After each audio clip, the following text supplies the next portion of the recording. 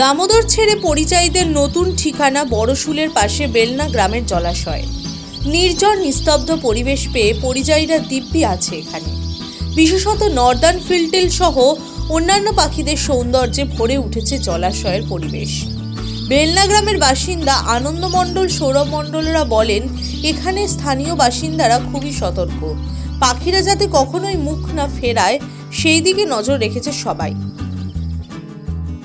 না, এটা আগে আসতো না, তাই বছর 3-4 হচ্ছে করোনার পর থেকে পাখিগুলো আসছে।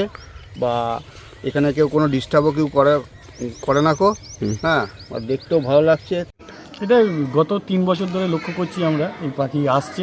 গ্রাম্য পরিবেশ তো, নির্জন পরিবেশ বলেই হয়তো পাখিগুলো পরিযায়ী পাখি আসছে এবং থাকছে এখানে। গ্রামের মানুষ বা বাচ্চারাও কোনো কিন্তু এই পাখিদের ডিস্টার্বও করে না। পাখি বিশেষজ্ঞ অর্ণব দাস জানান, পাখির সংখ্যা অন্যান্য বছরের তুলনায় এবার উল্লেখযোগ্যভাবে কম। উৎসবের জৌলুস মানুষের আনন্দ বাড়ালেও শব্দ দূষণের ফলে অনেক পাখি আর আসছে না।